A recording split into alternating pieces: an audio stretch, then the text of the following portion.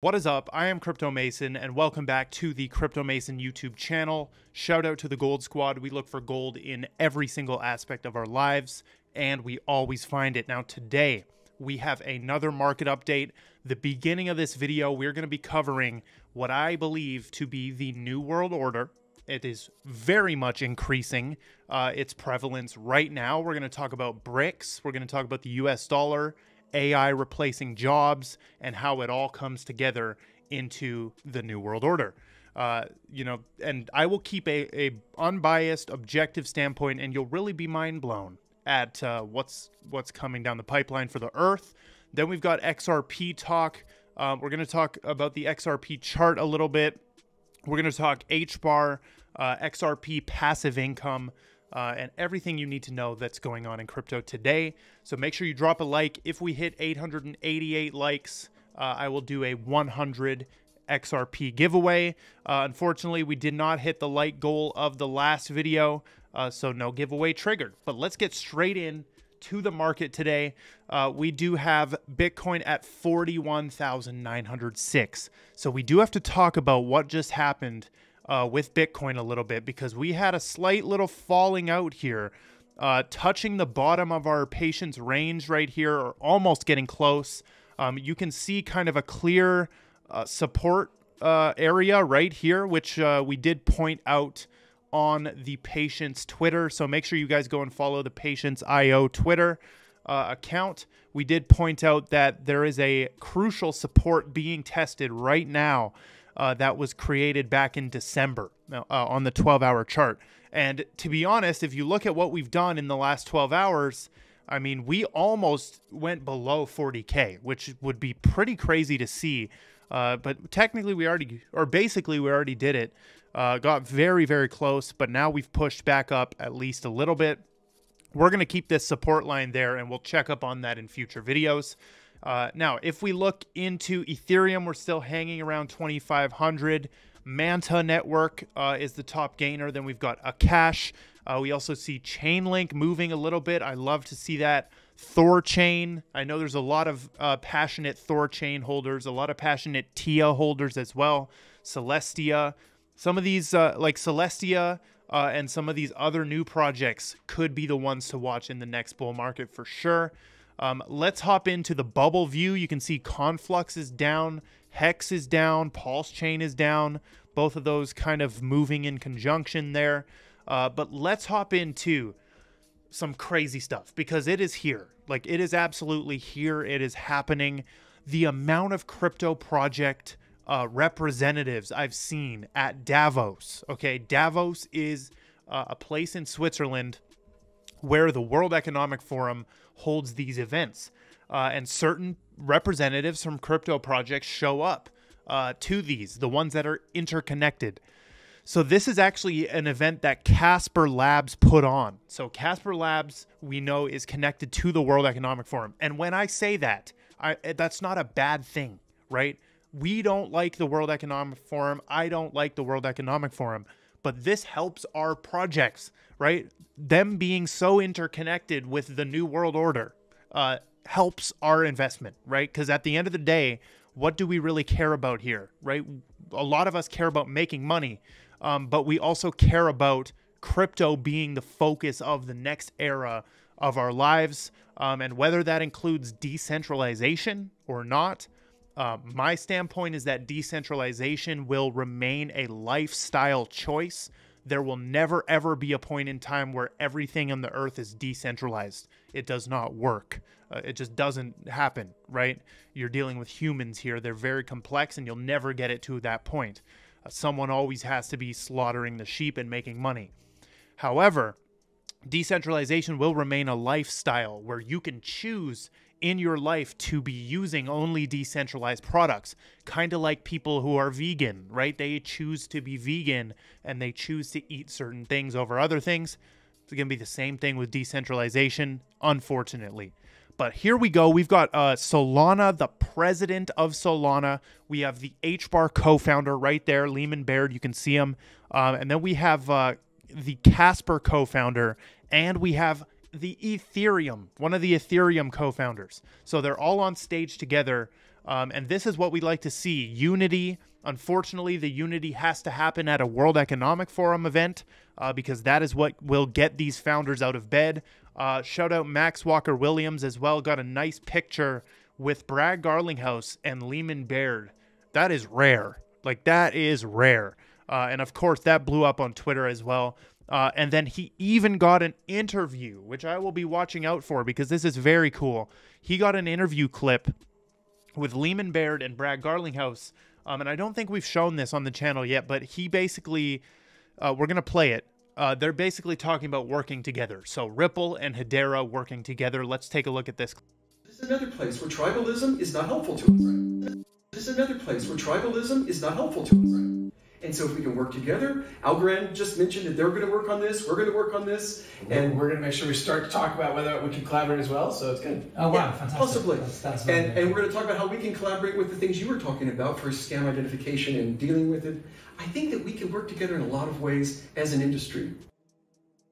So, of course, Lehman and Brad are smart enough to know that hating on any crypto project is immature and too emotional for this game. We do not need to hate on any projects unless they're pure scams. We need unity, right? Because the only way we're going to win against this New World Order is to actually have unity and come in as a unified force. I'll be watching out for the full interview of that, but that's amazing. Shout out to Zenobia right here from Hedera and Max Walker Williams. Now, let's get into the New World Order talk. We've got another video I'm going to play. Please watch until the end of this because this guy right here on the World Economic Forum stage is literally just, they're using the words now. They don't even care about hiding it. They're talking about the New World Order. And let's watch this clip, and then I'm going to break down the dollar bill and show you how this is all like in your face. Okay, then we're going to talk about BRICS and what to watch out for and how to prepare going into this New World Order. Here we go. That order seems to know. Not be the order anymore. We are on the way to a new order, so we are between orders. Do you agree with that, or are there ways of what are we able to keep on the positive side from the old order? So when he says we're between orders, do you agree with that? I completely agree with that. We are between orders. And I should have a decoding video coming soon for you guys about the Satya Yuga and how we are in that whole cycle, the Kali Yuga and the Satya Yuga. We're transitioning from the Kali Yuga to the Satya Yuga, in my opinion, which is a golden age, which is actually very, very good. But let's keep listening. To bring into a new world order, and how can we avoid that new world order becomes like a jungle growing back, and we rather have an order based on international law and the principles that have brought us prosperity and freedom for decades. I guess, and maybe this is the old kind of teacher in me coming out. I think of this a little bit more about a transition of eras rather than a transition of orders, but the two are kind of cousins of one another. The reason I draw the distinction is because I don't think the international order built after 1945 is getting replaced wholesale with some new order. It will obviously evolve as it has evolved multiple times over the decades since 1945. But I do think... And this is a good point, because the New World Order is not something that just like every TV lights up in the world and every phone lights up in the world and says, hey, this is the New World Order now. Here's what you're supposed to do. No, right? New World Order simply means new way of doing things. It's a new way of doing things. I think in a more sharp and distinctive way, we are moving into a new era, and that's what I... And don't worry, we're going to talk about how crypto ties into this. Talked about in my remarks, that we are, the post-Cold War era has come to a close. We're at the start of something new. We have the capacity to shape what that looks like, and at the heart of it will be many of the core principles and core institutions of the existing order, adapted for the challenges that we face today. So he's basically saying we're going to keep a lot of the old order going into the New World Order. So let's look at the dollar bill, because the dollar bill tells you this on it, right? First of all, we've got the Illuminati pyramid right here. And then we have this text right here in Latin. Now, why they have to put it in Latin? Because it's the language of light. I believe Latin, they call it the language of light. And a lot of stuff is coded in Latin. Now, if we look at what this actually means, at the top, it says annuit coeptis, which means he favors our undertaking. And at the bottom, it says novus ordo seclorum, which means new order of the ages. Okay, new order of the ages. So the dollar is falling, right? The dollar will collapse, in my opinion. And something extremely bad is occurring right now and will take place for the US dollar, and they need to save it. The old regime is trying to save it. So Vivek Ramaswamy right here, who recently dropped his presidential campaign. He's not even running anymore, and he endorsed Trump. Now, that to me sounds so weird. Like, I'm not into all the politics and stuff. You know, I don't care who the president is. I don't care about any of these guys, but it does matter in crypto to pay attention. So he dropped his whole thing and just endorsed Trump, right? Okay, maybe Trump is doing some grandmaster chess marketing here, and is using these type of guys because Trump's reputation is so tarnished. Certain people will never listen to Trump, but they'll listen to Vivek. And then once they like Vivek, he drops the campaign and endorses Trump. And now you've got a whole new audience, right? You're utilizing these puppets like Vivek. And, you know, I love what this guy has said. Like, he says a ton of stuff that just is common sense.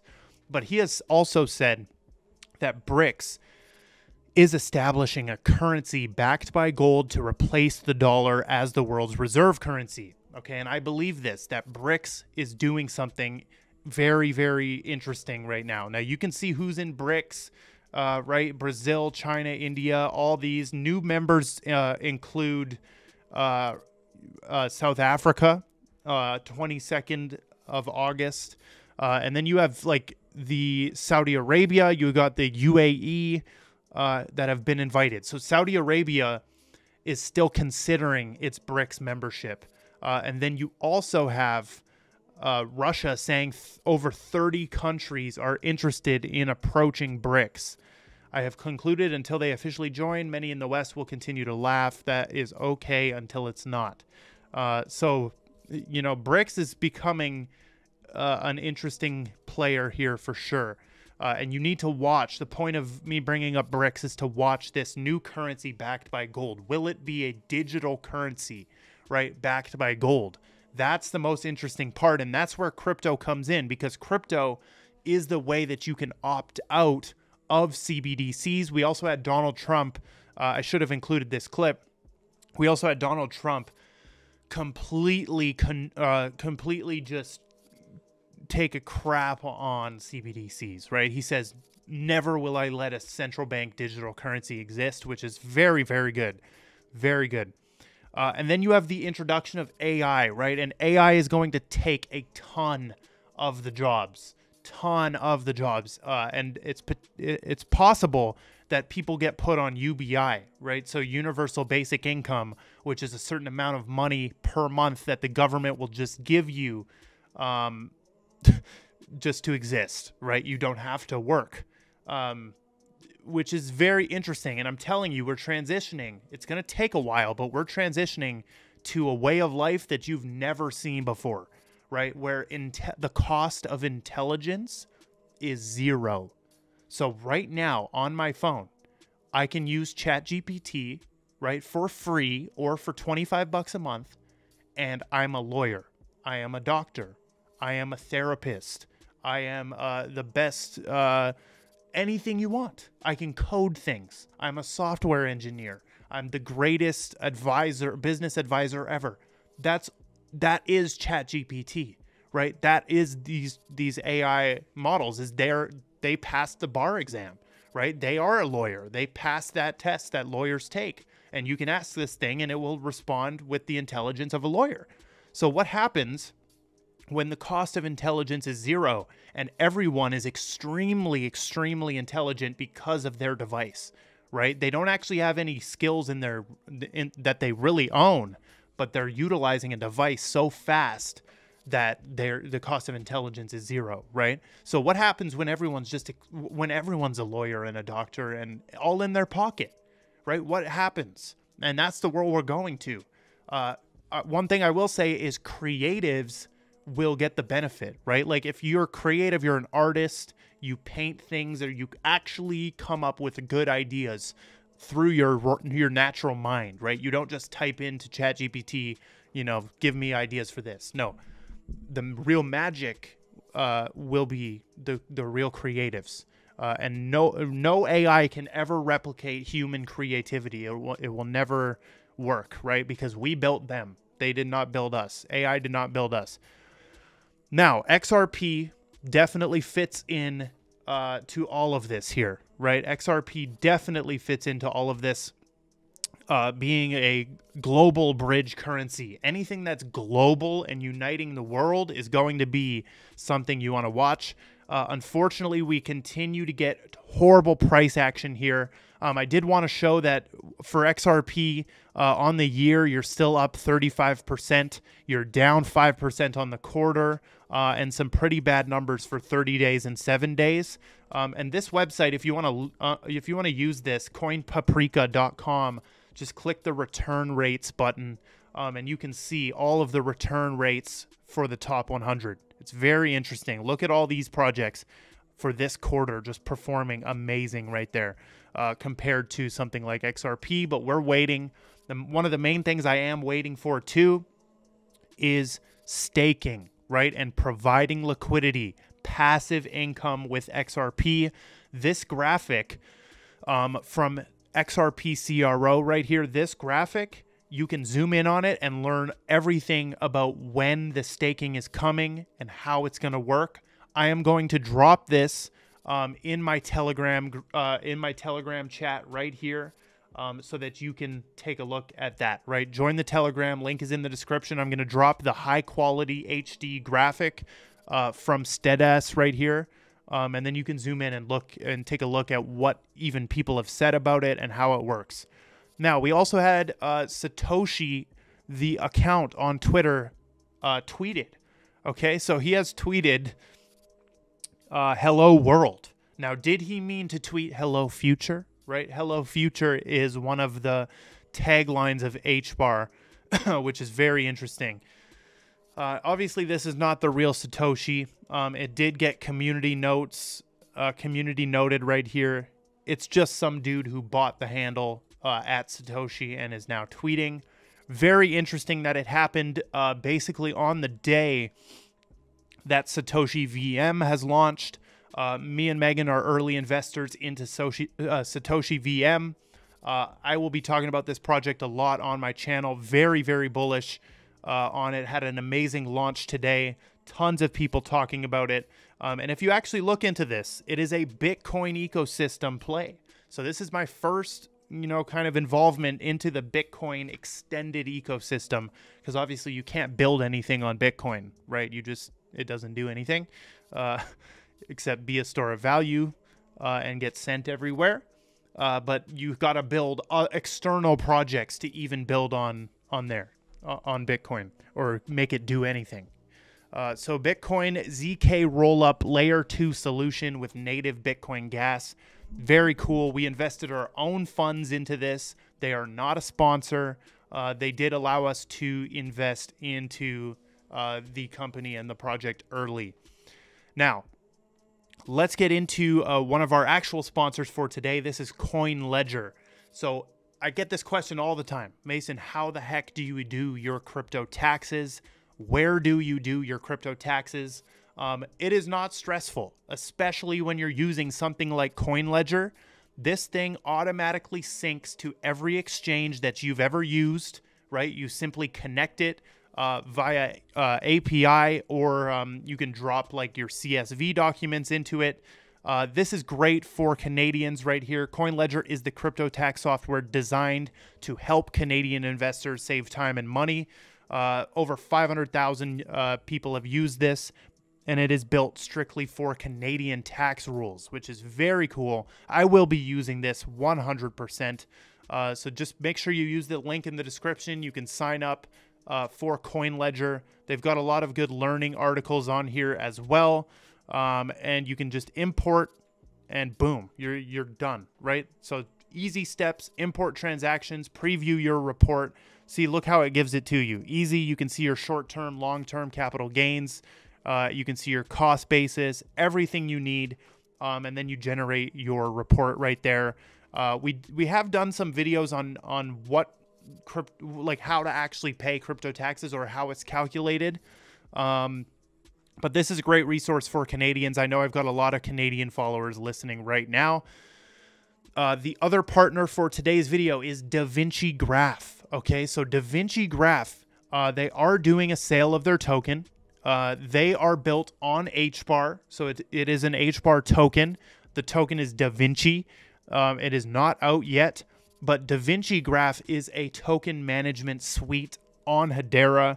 So they specialize in token locking, token vesting, burning, on-chain token management, and logo curation. So it's a very interesting kind of super app type suite. So if you guys are, if you guys are building on Hbar, hit up DaVinci Graph and try to use some of their services. They've got a lot of cool stuff here. The black hole token burner, DaVinci Pix right there. However, and you can also buy their utility NFTs right there, which is very interesting. But they're doing their sale, so 30 million liquidity, 30 million for private/public sale, 5 million to ecosystem development, 90 million max supply. So very small max supply. And this is the tokenomics. So they've also got an airdrop for the NFT holders. And they're reserving 10 million tokens for that. 5 million ultra airdrop for DaVinci Graph set/bulk NFT holders. And they're reserving 5 mil for marketing and promotion. So very cool. Make sure you go follow them right here as well, followed by a ton of people in the Hbar ecosystem. Awesome project. But that is all we've got for today's video. I love every single one of you. Drop a like and comment, subscribe, join the Gold Squad Discord, and goodbye.